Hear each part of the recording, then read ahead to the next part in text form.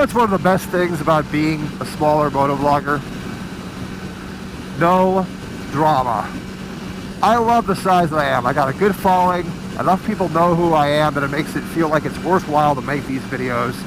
And I avoid drama. The drama right now in the motovlogging community is just over the top. It's a bunch of bullshit high school girl drama queen horse.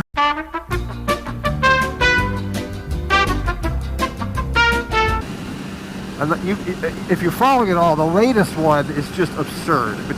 I'm not going to mention names, and I'm not going to get into any details, and I'm definitely not going to take any sides. You know, it defeats the purpose of this whole thing. Motorcycling is supposed to be fun.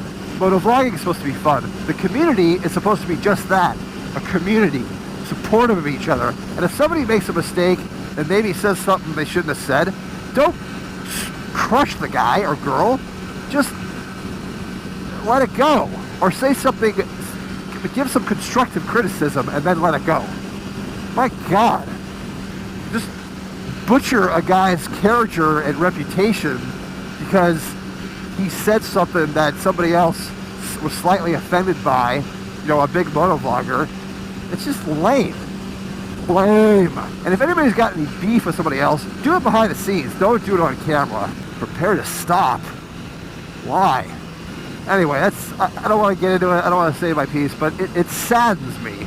It makes me not want to do this with something that has absolutely nothing to do with me. Nothing to do with me.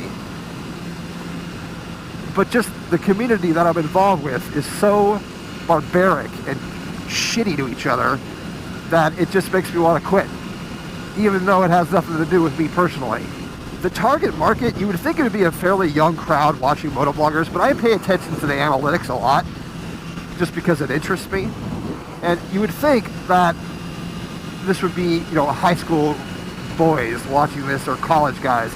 And it is a lot of that. But the bulk of what watches my channel, and I realize I may cater to maybe a slightly older crowd, is 25 to 34. And the demographic above that, which is 35 to 44 or something like that, or 46, it's not far behind of the people that watch these videos. Now, some of these other guys, particularly the bigger guys, their demographics are probably younger people. So the drama is going to be higher.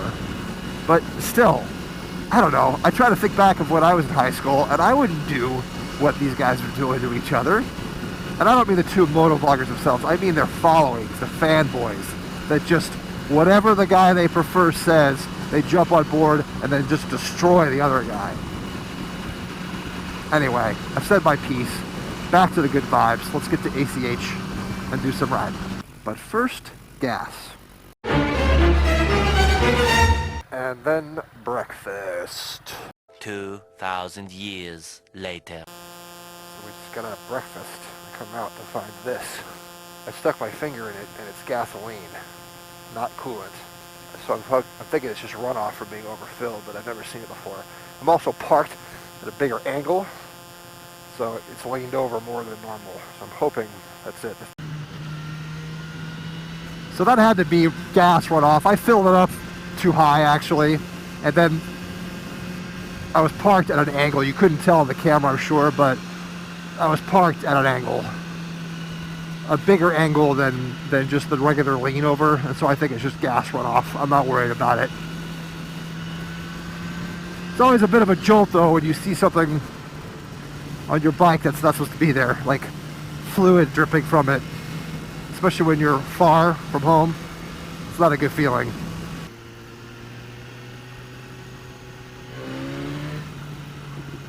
What are you doing? What are you doing? Was that just, you're just faking me out?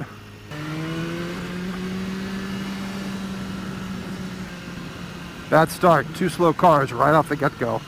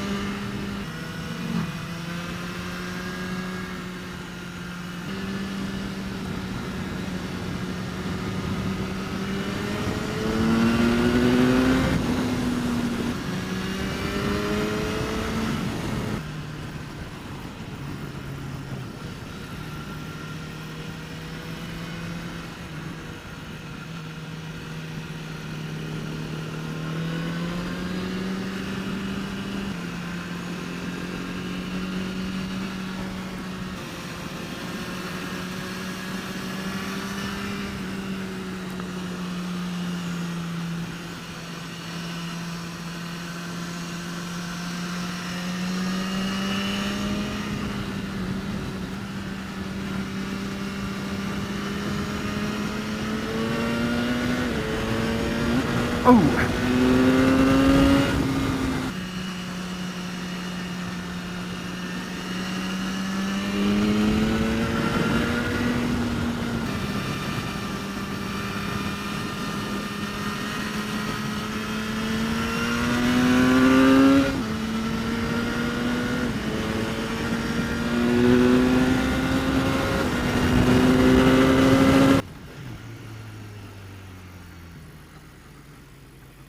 Fun.